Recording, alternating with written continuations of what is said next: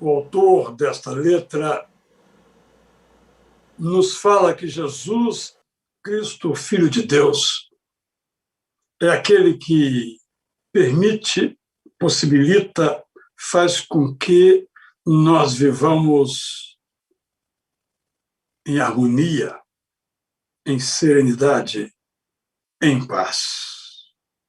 De fato, tudo aquilo que nós fizermos, tudo aquilo que nós crermos, tudo aquilo que nós afirmarmos deve convergir para o mestre por excelência da serenidade.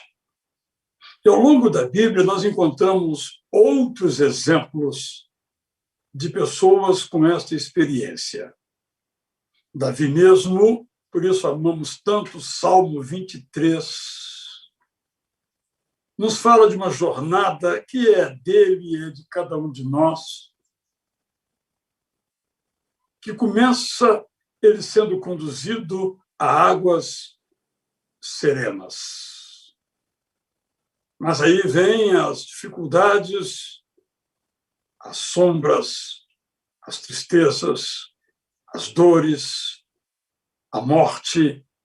Mas ele encontra serenidade na cabana, podemos dizer assim, com Deus eterno, onde ele é, então, confortado, consolado, serenizado. Há um outro homem que tem uma história detalhadamente narrada e que teria todas as razões do mundo para pegar em armas, para gritar e mostrar o seu poder, ou mesmo de ter justiça das injustiças, na verdade, que experimentou, berrar, protestar. A primeira injustiça que ele enfrentou veio da sua própria família, quando seus irmãos reagiram a algumas atitudes dele, planejando o homicídio dele, fratricídio dele. Como se não bastasse, no momento de, aspas, bondade, não o assassinaram, mas o venderam como coisa.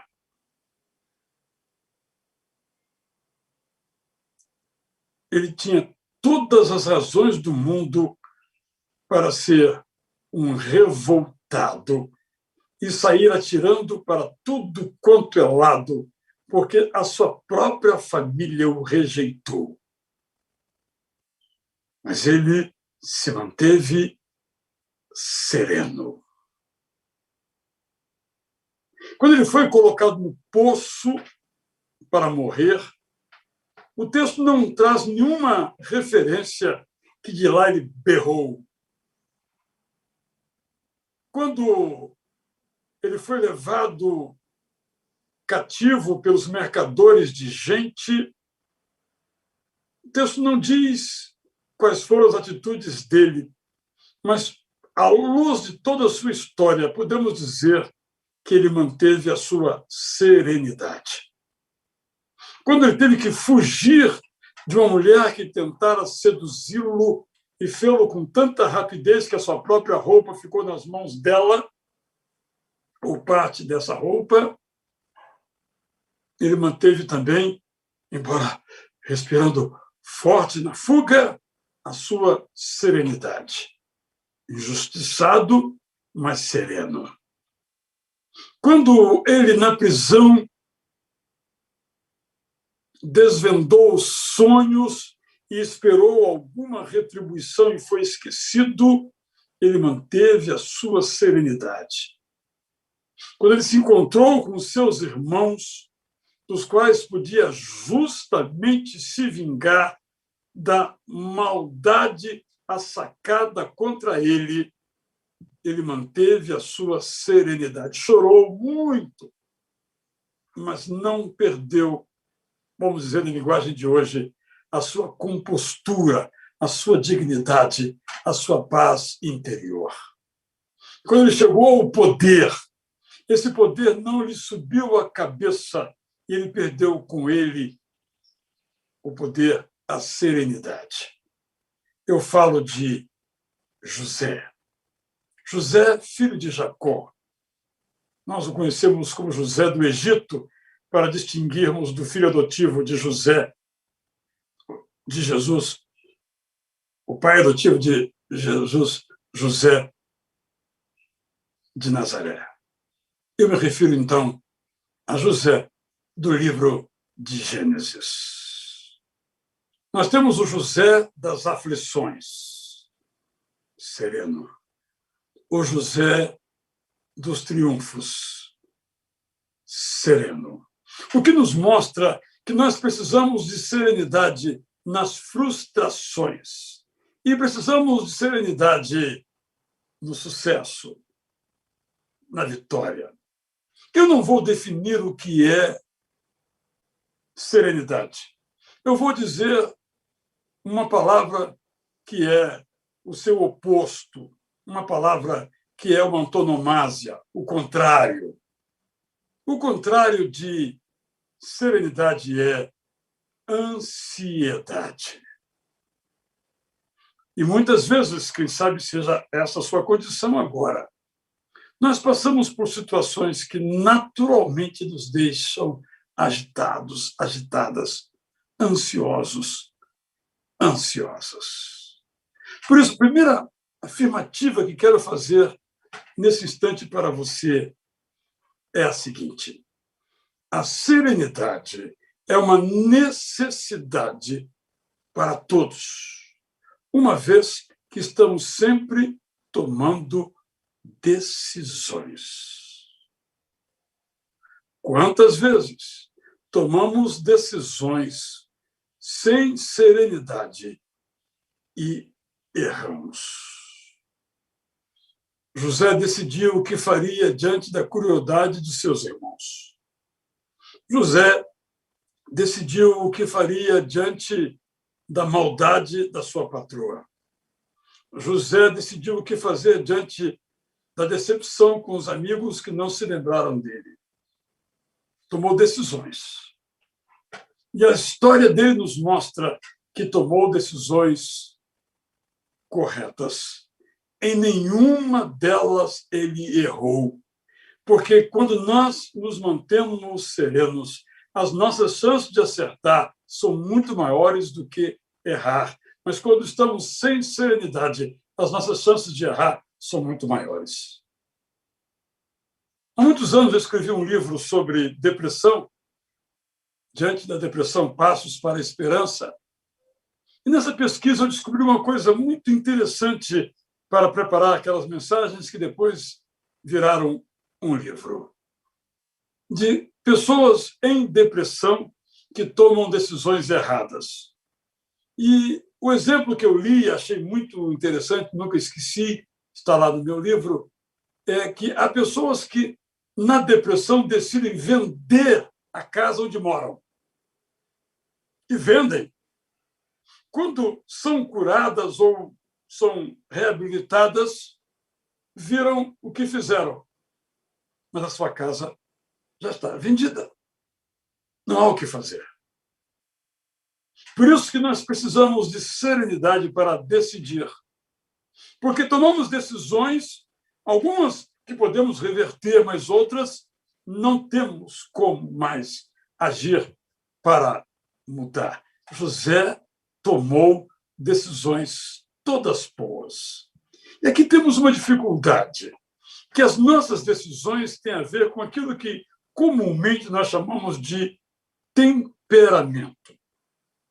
Aqui eu quero dizer que, a meu favor, eu tenho um temperamento naturalmente sereno.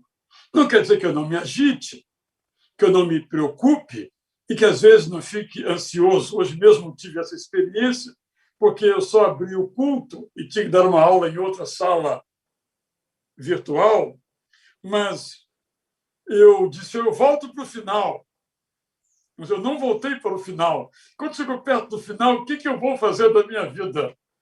Eu disse, eu vou relaxar. Mas não foi fácil. Eu queria estar na outra sala também. Eu queria estar nos dois lugares ao mesmo tempo. É da gente, é comum. Mas eu decidi que não iria interromper lá e voltar para cá e fiquei lá. Uma decisão, confesso, o meu jeito de ser, mais para a calma do que para a agitação, me ajudou, mas também outras convicções sobre as quais vou mencionar. Eu não sei como é que você é. Digamos, as pessoas dão aquelas pessoas que agem rápido, que se agitam, dão o nome de temperamental. Não é uma boa frase que temperamental somos todos nós. Todos que temos temperamento somos temperamentais. Mas é um termo popular. Isso é mais difícil para aquelas pessoas temperamentais. Para aquelas pessoas, também na linguagem popular, o sangue logo ferve. Serenidade é para todos. É para aqueles em que o sangue ferve e é para aqueles mais naturalmente, usei naturalmente aqui de propósito, menos se agitam ou demoram um pouco mais, são mais, aspas, como eu digo a meu respeito, mais retardados em suas reações. Serenidade, portanto, é para todos nós. Então, primeira lição que eu quero lhe passar. Seja você mais propensa à calmaria, a pensar, a refletir, seja você mais propenso a agir rápido, impulsivamente, como se diz, você precisa pastorear o seu temperamento. Você não pode ser escravo do seu temperamento e ser uma pessoa que adie, sine die, para as calendas gregas, como se dizia no Império Romano, uma decisão que você tem que tomá-la. E talvez, quanto mais demorar para tomar, vai ficar pior para resolver. Então, se você é calmo, sereno e tranquilo, pastoreie o seu temperamento para apressar, porque às vezes é preciso que uma resposta seja dada. E se você é alguém agitado, se você é alguém que o seu corpo treme, se você, quando vê uma ameaça, se agita, se levanta, se empolga, sofre, se sente ameaçado e o corpo todo parece que vai entrar numa convulsão, você precisa pastorear o seu temperamento. Você não pode ser escravo do seu temperamento. Essa é a primeira mensagem que quero lhe passar. Você se domina ou o seu temperamento domina você? Segunda coisa que quero dizer. Para que nós tenhamos serenidade, é preciso que nós sempre avaliemos o que nós podemos fazer e o que nós não podemos fazer. Uma coisa que a maioria de nós faz é sofrer antes da hora. Hora que talvez não chegue. Hora de um problema que talvez nunca vai existir. Essa semana eu conversei com uma pessoa. Ela fez um exame cujo resultado ficará pronto nessa semana, agora. E ela disse, como é que eu vou viver agora? Eu disse, o problema é que você não recebeu ainda o resultado. Mas você já sabe o resultado. E é ruim. E se não for? Ela diz, você está certo. Eu estou sofrendo antes da hora. Sim, não é fácil, mas você tem que esperar o resultado. Não adianta sofrer antes da hora, que, repito, talvez não aconteça. Quantos diagnósticos, fazemos um monte de exames até que eles saiam, não são aquilo que nós imaginávamos. E quantos sofrimentos já derramamos, quanto nós já choramos por um problema que não existia, mas imaginávamos que existia. Então, este é um aspecto a ser fortemente considerado. Nós estamos sempre tomando decisões e temos que avaliar o que é que nós podemos e devemos fazer, porque há coisas que nós não podemos fazer nada, nem antes e nem depois. Posso dizer que a maioria das coisas nas quais nós estamos envolvidos, eu sei que é triste isso, não depende de nós. Há poucos dias, por exemplo, a hora de começarmos um culto, faltavam 4 minutos, faltou luz aqui em casa.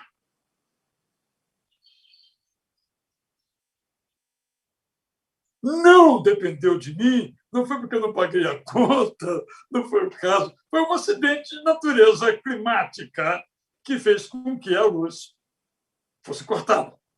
Isso acontece todos os dias. Há doenças que nós poderíamos ter evitado, mas algumas que sequer sabíamos que estava no nosso corpo.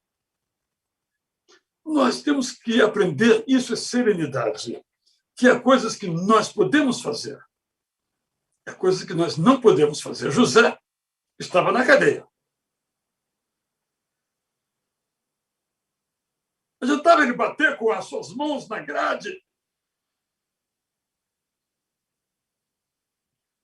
Só lhe cabia esperar. Irmão, irmã, há coisas que nós só temos que esperar, não o que fazer. Noé estava lá na sua arca e chovia. Ele podia desejar que a chuva passasse, desejou que a chuva passasse, mas foi preciso esperar 40 dias. Eu não estou pregando o conformismo, estou pregando o realismo. Se nós dermos fazer, nós vamos fazer. Mas há coisas que nós não podemos fazer. Uma irmã falou comigo da sua preocupação com a sua filha. Eu disse, irmã, tudo que a senhora podia fazer, já fez. Agora, ore e espere. Mas eu só tenho que agora orar e esperar. Agora é só orar e esperar. A senhora está colocando o seu foco na atitude errada. Você, nesse momento, tem que cuidar da sua própria vida, que você abandonou, da sua própria saúde, até para que você possa cuidar da sua filha. Serenidade é algo muito difícil, porque é ter uma clareza sobre a linha que divide o que nós podemos fazer e o que nós não podemos fazer. Então, será que você não está se agitando por não fazer uma coisa que não pode fazer? José, quando armou aquele esquema todo para os seus irmãos, ele teve que esperar que eles fossem a Canaã. Alguém me perguntou quanto tempo durava essa viagem. 1 mês. Arredondando. 1 mês. E tinha que esperar. 1 mês para ir, 1 mês para voltar. Não é? Não dá para sair daqui agora e chegar em nosso destino em 5 minutos. Nós temos que esperar, seja o avião, o navio, o trem, o automóvel, há um período a ser percorrido, há uma espera a ser feita e nós não podemos fazer nada.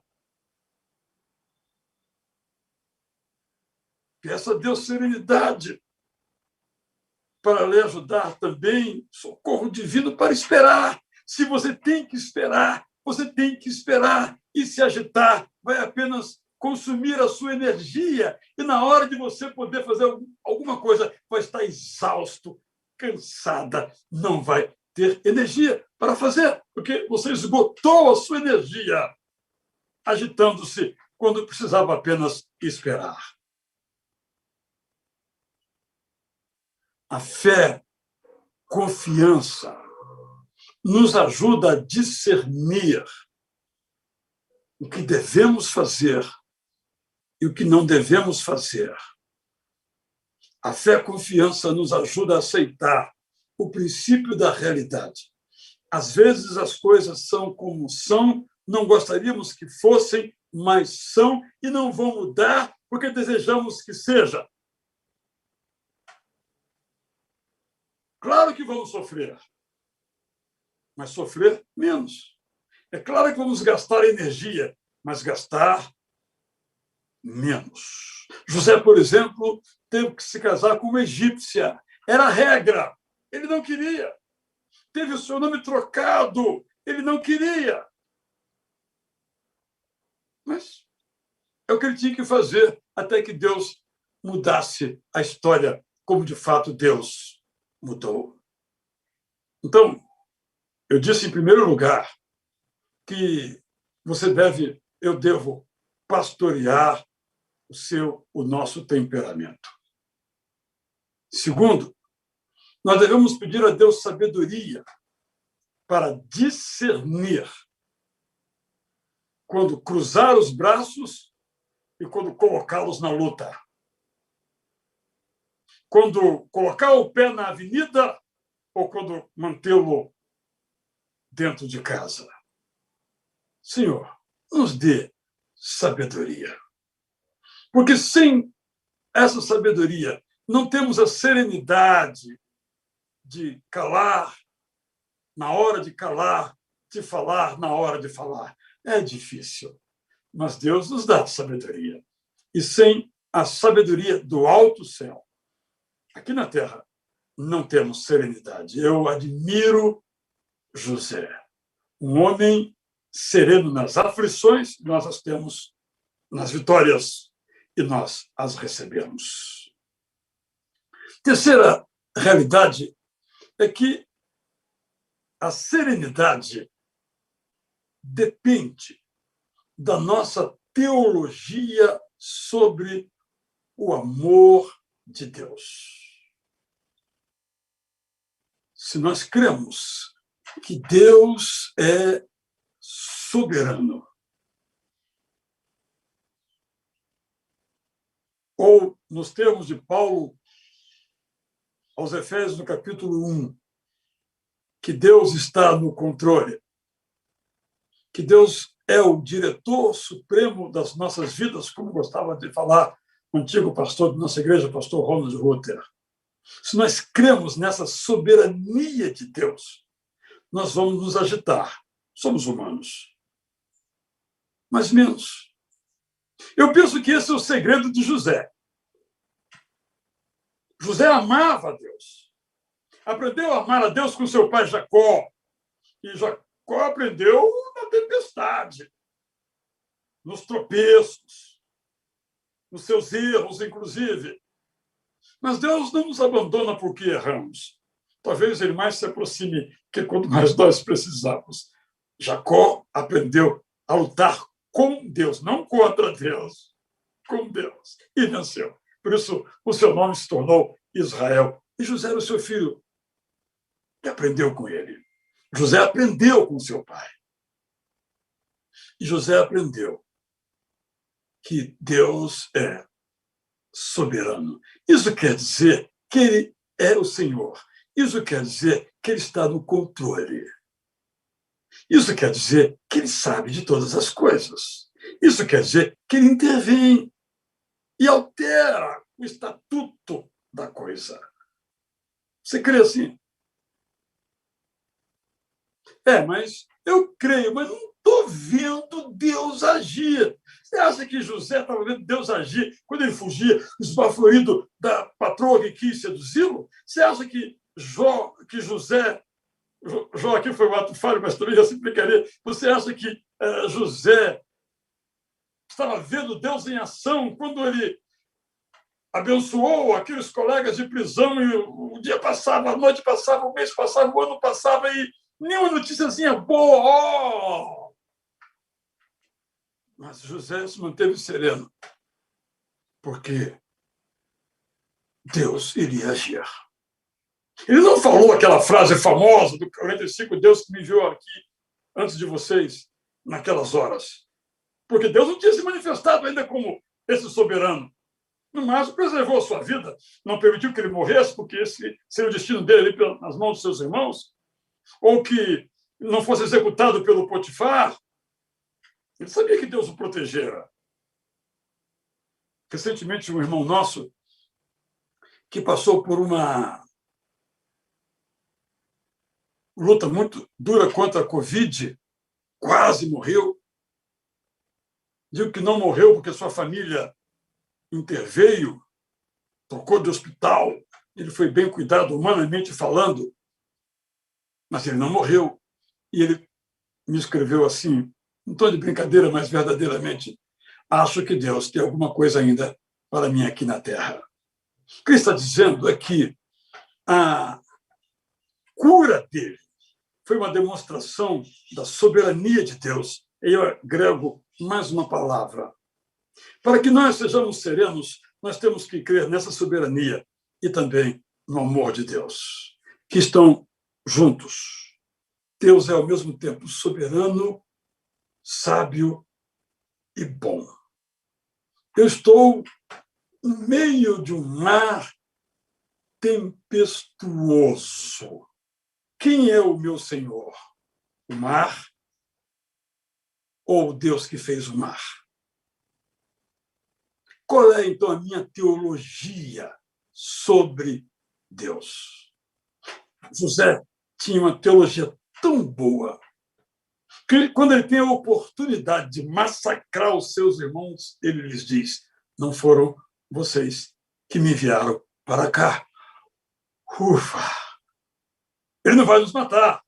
Certamente pensaram os irmãos, não fomos nós, embora tenhamos sido. Foi Deus quem me mandou. Seremos serenos. Terceira lição. Se a nossa teologia sobre Deus for tal como a teologia de José. Quando Jesus disse, eu me encanto com essa frase, Pai, perdoa-lhes porque não sabem o que fazem. Ele orou assim, porque sabia que o seu pai era soberano e amoroso e daria um jeito naquela situação e pediu que os seus algozes fossem perdoados. Tenha uma boa, uma correta, uma bíblica teologia sobre Deus. Quarto lugar, a nossa serenidade depende da qualidade da nossa comunhão com o Deus eterno.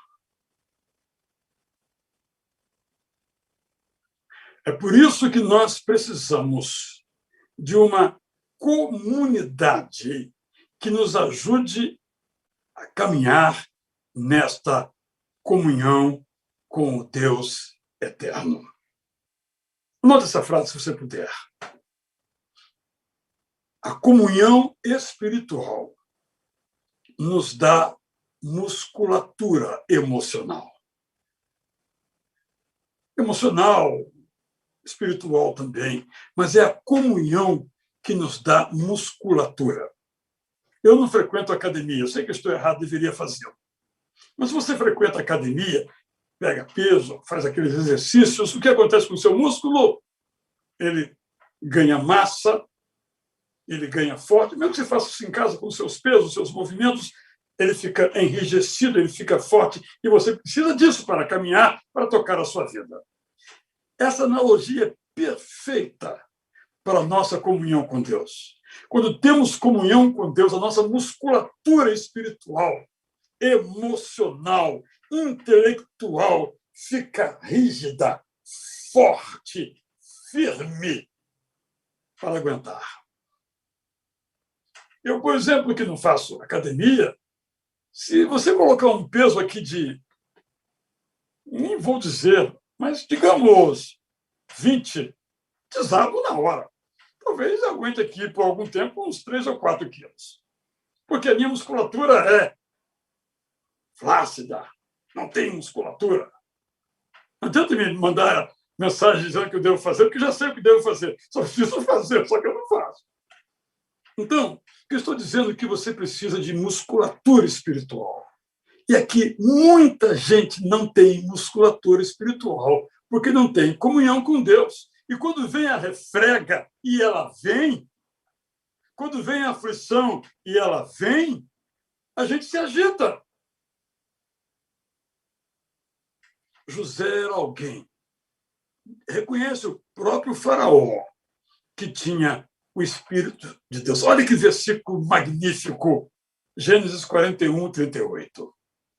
Então, Faraó perguntou aos seus oficiais, aos seus ministros, aos seus conselheiros, aos seus assessores: será?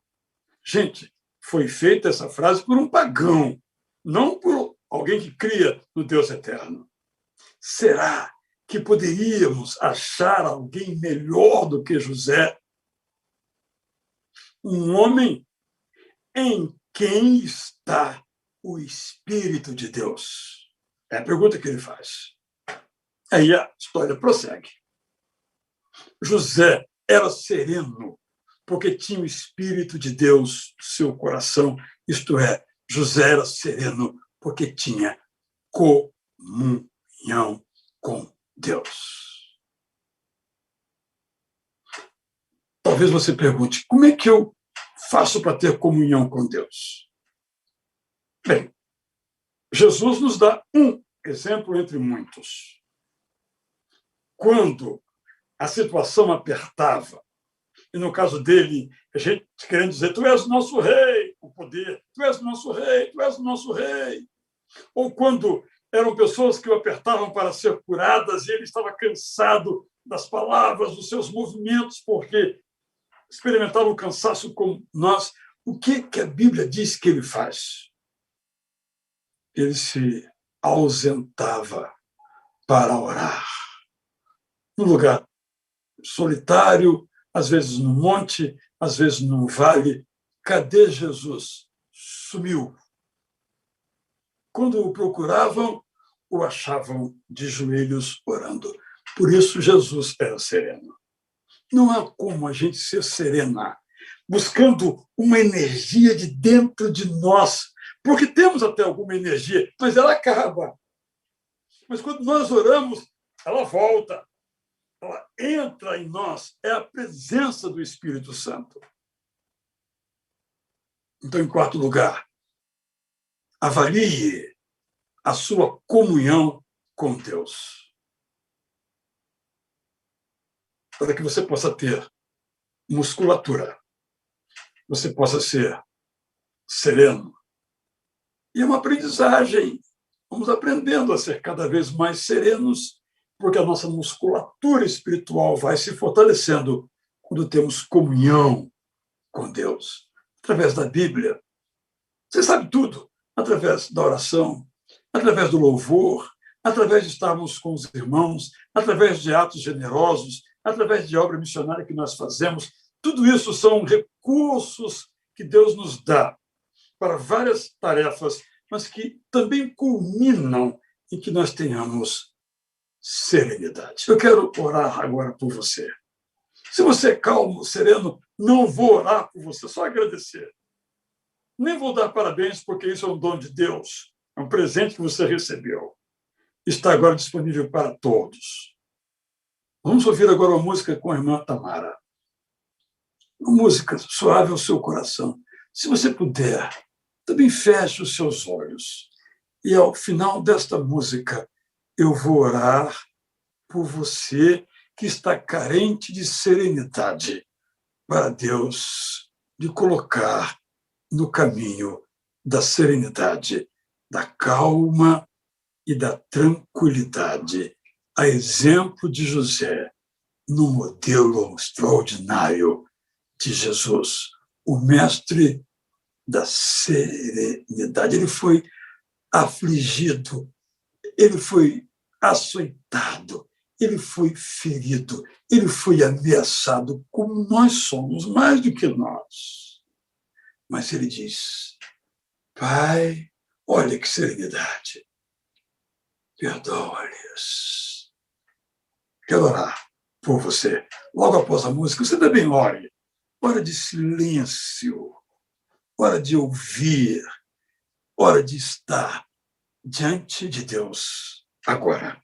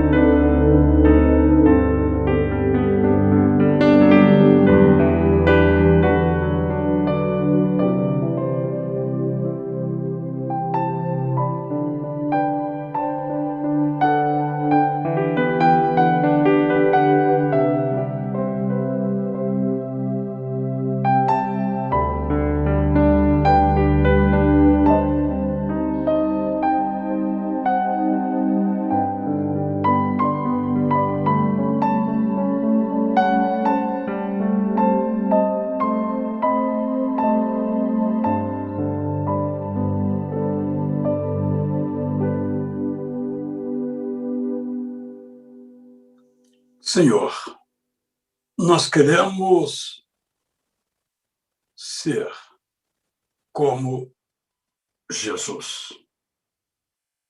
É o nosso modelo. Muitos séculos antes, José viveu segundo esse modelo. E muitos séculos depois, nós podemos viver segundo este modelo. Pai, às vezes, estamos no barco, mas as ondas parecem que vão fazer o nosso barco naufragar. Mas tu estás ali no barco. Ajuda-nos a ver o Senhor no barco da nossa vida. Senhor, alguns de nós aprendemos como padrão a nossa família, que temos que gritar, socar, berrar, bater. Mas temos visto que só temos perdido. Nós queremos ganhar serenidade, paz de espírito, confiança no Senhor. Intervém nas nossas vidas. Pai, precisamos de sabedoria. Nós precisamos que teu Santo Espírito nos guie. Eu te peço isso, Senhor, por todos aqueles, por todas aquelas que, com todas as razões, sobretudo o tempo que estamos vivendo, se encontram agitadas, agitados, como se estivesse num barco com ondas gigantescas. Senhor, acalma o mar, mas, sobretudo, acalma o nosso coração. É o que nós te rogamos. É o que nós precisamos. É isso que te rogamos. Em nome de Jesus. Vamos ainda cantar